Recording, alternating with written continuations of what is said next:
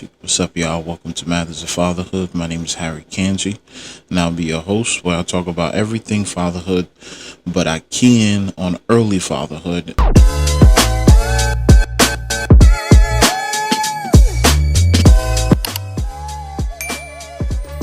This video is inspired by a big supporter of mine. I made a video about men and how they are in labor and delivery, how emotionally taxing it could get. This is, like I say in my other videos, is no way trying to invalidate what a woman goes through with labor and delivery. Our bodies is not going through it, so it's not a debate of who's going through more. There are many men that face challenges during labor and delivery, and how they see what goes on with their wives during labor and delivery and how messed up it is. Some men report PTSD because of all the blood and the yelling, the screaming. And the part that gets the man is that he's not able to do anything to stop the pain for his wife. I've spoken about that and all the challenges that different men face. So this story is a story with that. And I'm going to read this man's story, a text thread between me and him, because he was trying to figure out how to deal with what he just went through.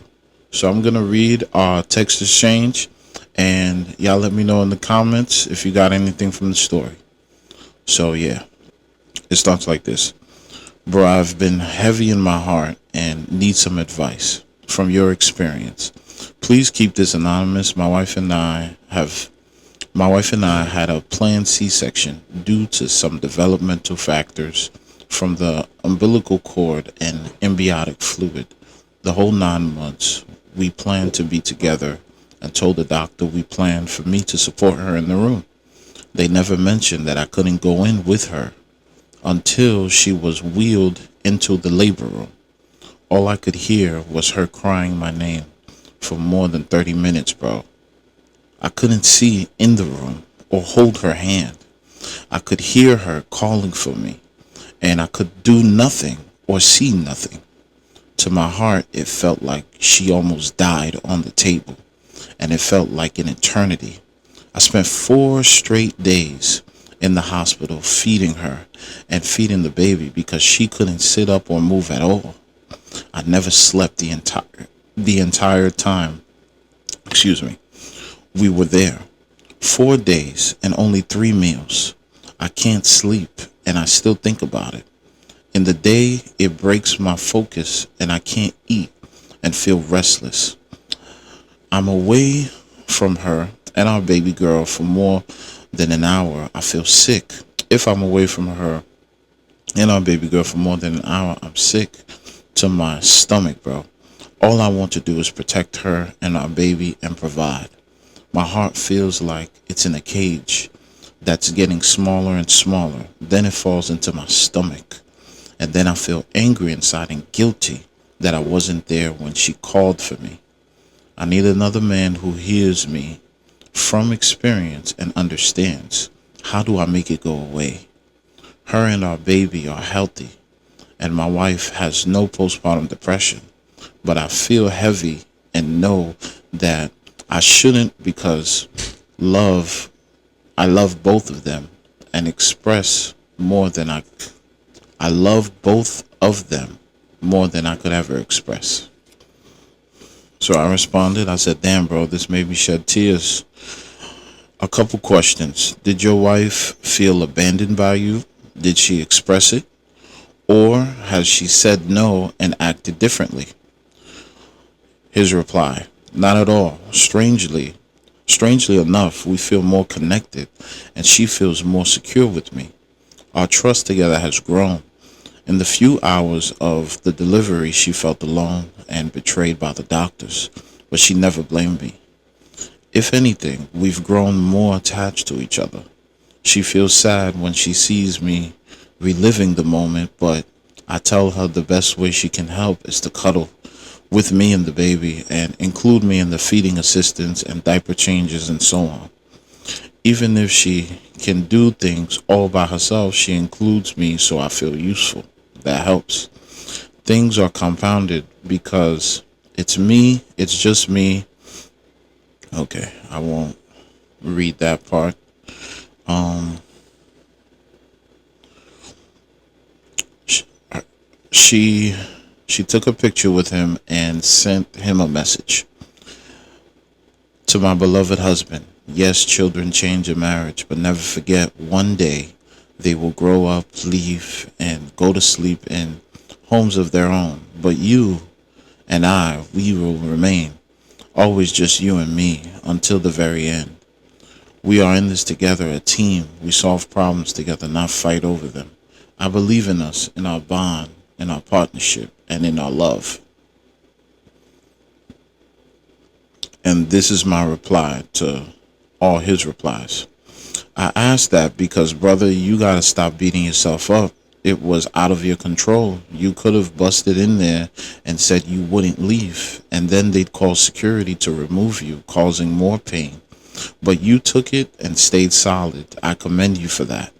I had something similar happen to me, except it wasn't a doctor. It was one of my wife's best friends at the time who betrayed us. So at the time of my fourth child being born, me and my wife weren't in communication with my mother, who is our number one supporter. So we had to rely on an old friend. So my wife started having serious contractions around 2:30 in the morning, and she felt the baby coming. So she went to the hospital, but before she did, she called her best friend and asked her to come and watch our older three while we go to the hospital. She lived 20 minutes away, so I anticipated leaving around 3 to meet my wife.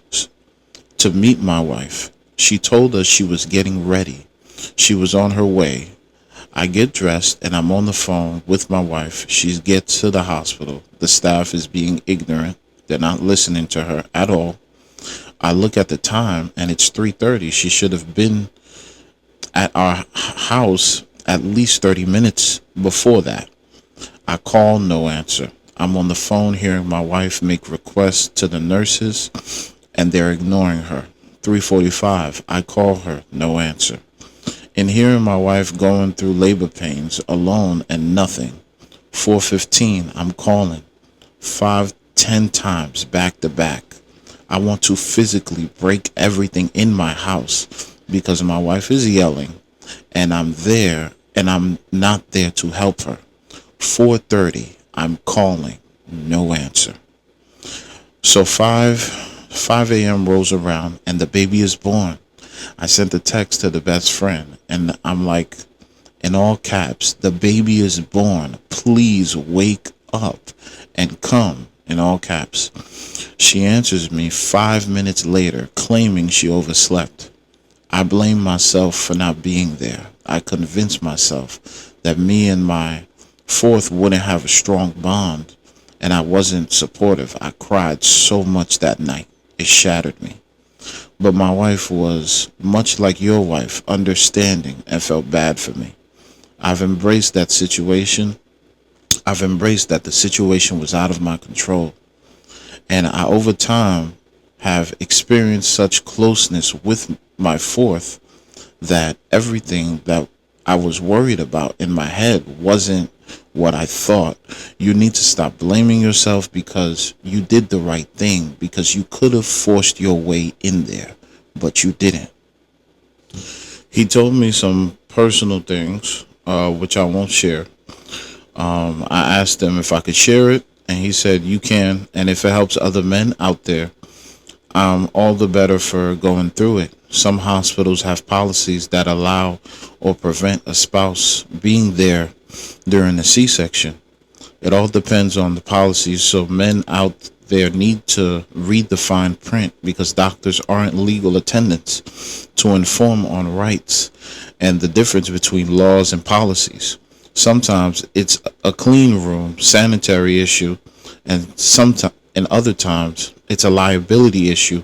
If the advocate, you can, if it helps other men out there, I'm all the better for going through it. Some hospitals have policies that allow or prevent a spouse being there during a C-section. It all depends on the policy. So men out there need to read the fine print, because doctors aren't legal attendants to inform on rights and the difference between laws and policies. Sometimes it's a clean room sanitary issue, and other times it's a liability issue if the advocate for the mom catches things they don't want to reveal. My wife never thought to get skin to skin. She was emotional and heavily medicated. I could have been there to slow down the pace and say, yes, my love, you do want this skin to skin. Just breathe. So yeah, this is the end of the story. Thanks for watching. If you also have a story, postpartum or labor and delivery, send them in and I'll read them, whether man or woman.